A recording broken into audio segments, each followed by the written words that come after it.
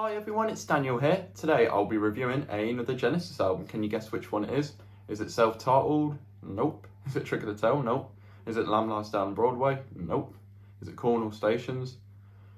Luckily you're all clear, because no, I do not own the album. Luckily I won't be reviewing it.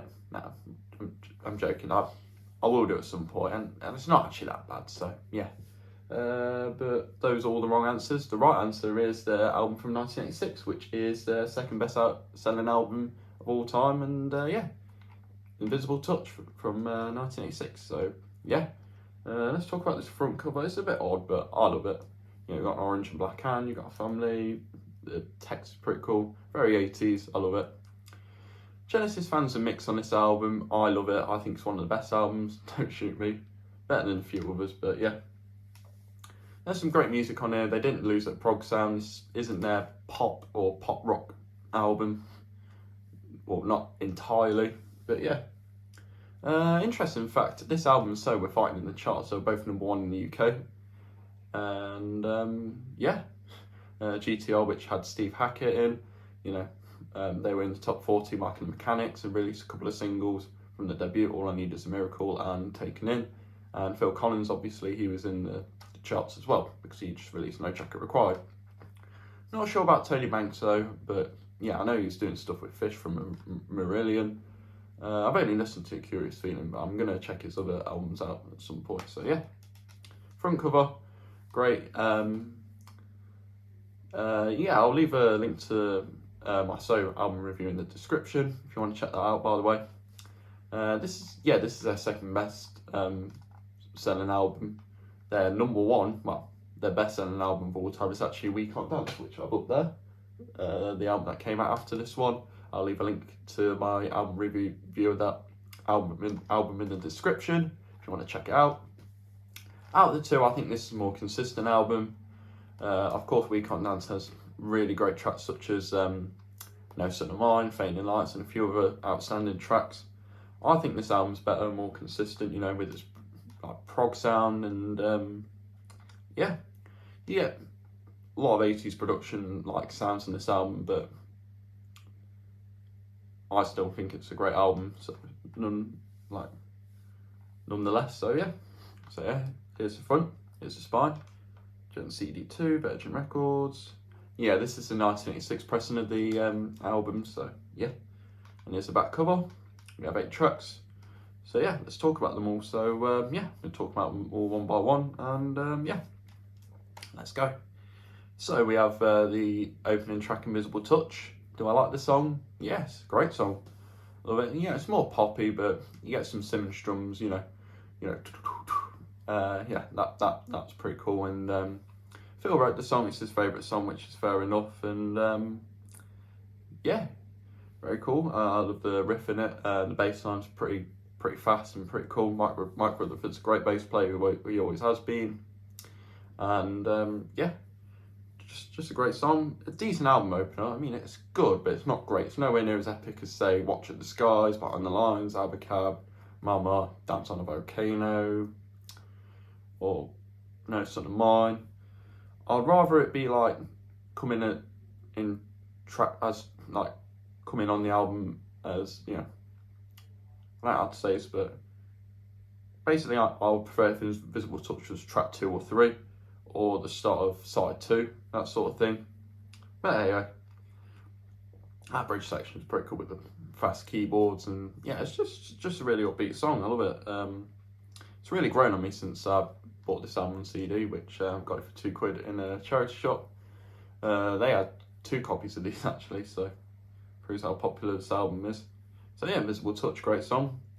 Not my favourite, but it's still enjoyable and I never skip it. It's just a fun song, isn't it? So yeah, next track though, we have the 9-minute epic, Tonight, Tonight, Tonight. I know the single edit's cut down, which is a shame, but oh well. Tonight, Tonight, Tonight's a great song. You get some creepy synths, you have that. That is fantastic, I love that keyboard sound. You get some real drums, some percussion, you get Lynn drum, Simmons drums. You have pretty much, yeah, you have a lot going on in this song. You have some really cool guitar parts from Mike, some great keyboards from Tony, The lyrics are great, the singing's great. In the single-edit version though, you don't get the long instrumental break in the middle, which is pretty cool. Yeah, quite proggy. Class this as a pop rock song, but it's still great. Quite unsettling, but I love it. I actually enjoy the song, you know. And yeah, I believe this was the last single off this album. There were 5 singles released, so this album did really well. So yeah, tonight, great track, love it. I always enjoy that track, and yeah, it's definitely my top 3 favourite songs from this album. Land of Confusion is the next track, another great song, protest song written by Mike Rutherford. Interesting fact, there's actually 3 bass lines going on. You have the sequence bass, which is going on throughout most of the song besides the bridge section. You have an actual synth bass, which comes in on like the 2nd verse, I think. And then, of course, you got the intro, which is pretty cool, all of that. And yeah, and then you have the bass guitar in the bridge section. So yeah, I love the keyboards, I love the drumming. Yeah, how the song starts. So yeah, it's pretty cool. I love the keyboard parts from Tony. I love the guitar parts played by Mike, the guitar solo as well, just before the bridge. And like the way the song ends, it sounds like a plug being pulled out of a sink. I know, it's great track, I love it. It's a great pop rock track, you know. You got a bit of prog elements, a few prog elements in there, well, prog inspiration I'll probably call it. It's a great song. Of course, the music video with spitting image puppets, I mean, come on, that's just legendary. I mean, you got 2 Phil Collins puppets, Tony Banks is eating biscuits for some reason, and then you got Mike Rutherford on like a 6-neck guitar and bass or whatever. Just an iconic video. And you've got Chris Barry, who was less well known at the time, voicing Ronald Reagan. So yeah, great music video, great song. Love these 2 songs to death. Always have, always will. Next song though is In Too Deep. I know a lot of Genesis fans have a problem with this song. Yeah, it's a pop song, but I think it's one of the best Genesis pop songs and ballads, you know.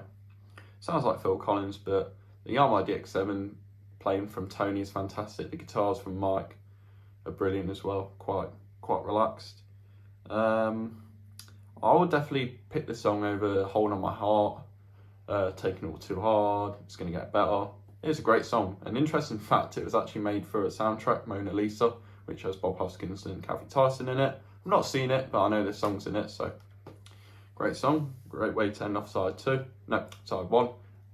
And then we go on to side 2, that's what I was meant to say. But yeah, great song.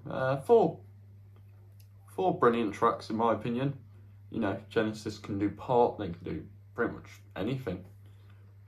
And speaking of anything, the next track is called Anything She Does. Quite a quirky song. This song actually had a music video which featured Benny Hill, which, yeah, the song wasn't released as a single, but there was a video to promote the Invisible Touch tour. They never performed it though, because apparently it was too fast. They should have brought back the Phoenix horns, but instead Tony used his emulator keyboard to recreate that brass sound. The video is charming. The song itself is just quirky and fun. You got a really cool bass line. You've got some cool drum parts. I quite like the chorus. It's just a fun song, and yeah, I love it. And songs like Anything She Does, like this song and In Too Deep, I've known for years, pretty much. If it weren't for these songs, I wouldn't be into Genesis. Before I knew they were a proper prog rock band. But yeah, I think it's much too late to hate on these songs now. I'll always love them. So if you don't like these songs, then yeah, that's your opinion. Yeah, sorry. Anyhow, the next track we have is the 10-minute epic Domino. Basically a mini sup is ready with, of course, 80s production, but it's fantastic. Definitely my favourite song on the album. I love this song. Split into 2 parts. In the Glow of the Night starts off great with some like programmed drums, a cool guitar part. Starts off quite chilled, and then you get that strange synth flute sound, and then the song gets quite atmospheric, and then the real drums come in, and then you get some strange like keyboard sounds throughout the song, and then the song like ends and like kind of fades, but then goes into part 2 of this song, which is the last domino, which starts off with the killer synth bass part, which goes dum dum dum dum dum. You get some brilliant drumming from Phil. You get some more strange keyboard sounds from Tony Banks. Absolutely fantastic. The timing on this song is perfect. I love the lyrics. I love the like the short bridge parts. You know, now see what you gonna do. That's pretty cool. And the drumming's on time with Phil's vocals. It's fantastic. You get some really nice guitar playing from Mike Rutherford, who's definitely like improved since like. And then there were three. Well, I've always liked him as a guitarist, but I feel like his guitar work on this album's more consistent. I'm using that word a lot, but yeah. Domino's a great song, definitely the most proggy song on the album. When the last Domino starts, definitely reminds me of Willow Farm, you know. It's just a mini subthread, it's half the length of that song, but it's fantastic. My favourite song on the album, definitely be number one. And yeah, just love Domino. I just think it's a fantastic track. If you're not listening to it yet, then you definitely should. Same with songs like Land of Confusion and Tonight. They're more like proggy songs, but they're not exactly prog, but maybe prog pop. I don't know. I don't know how you describe this album. I know it's a bit of a mixed bag. I can see how Genesis fans don't really care for this album that much. Well, yeah, it's half and half. Some people love this album like me, and others just prefer to ignore it and just pick the pieces stuff, if you get what I mean. Throwing It All Away's the next song. It's a sweet song, I love it. The guitar's nice, definitely a Mike Rutherford song. Love the keyboards as well. Yeah, it makes me a bit emotional because this song basically, you know, it's, yeah, this song, you know, you can tell it's the end of an era for Genesis, the 80s era. But it's not exactly the end because, of course, we got one more track after this and they released We Can't Dance. And then Phil would leave the band in Cornwall Station. I think it's a sweet song.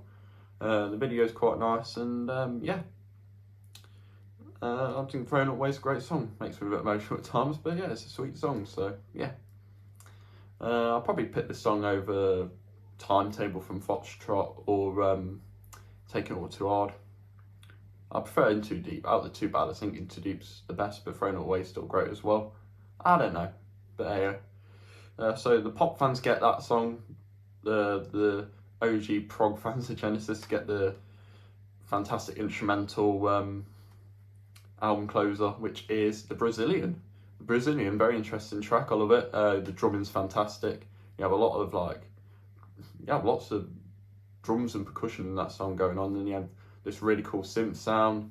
Kind of reminds me of something from the self-titled album, you know.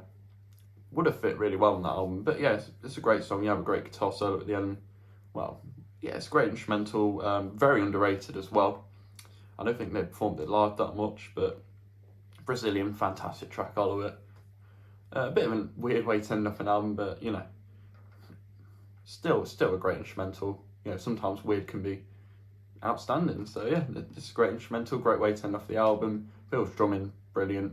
The keyboards are, you know, very vibrant in the song, and then the guitar parts are, you know, guitars in the song and the guitar solo, just epic. Just a nice album closer. So yeah, definitely sort of like Los Endos or Duke's Travels and Duke's End, you know, that sort of thing. But yeah, great album, love it. Produced by Genesis and Hugh Padgham, engineered by Hugh Padgham, came out in 1986. Let's open it up. Hey, green, my favourite colour. This looks quite nice. Of course, we've got the track listing. Here's the booklet. We have a nice picture of the band, Tony, Phil and Mike. I love the colour patterns, you know how they're all different colours and stuff. So yeah, then we have the lyrics for Invisible Touch, Tonight, Tonight, Tonight, and The Confusion, In Too Deep. We have the family right there. We have a great photo of Mike, Phil and Tony. Hey, green, anything she does. In the Glow of the Night, The Last Domino, and Thrown It All Away. Of course, Brazilians and have lyrics. We have Tony Banks on keyboards and synth bass, Phil Collins on drums, vocals and percussion, and Mike Rutherford on guitars and bass. All songs written and arranged by Genesis and produced by Genesis Hugh Padgham. So yeah. Of course you get gated reverb on some of the drums, which Hugh Padgham was the inventor of gated reverb, which was a complete accident. So yeah. Great album. I love this album, Invisible Touch. Like, yeah.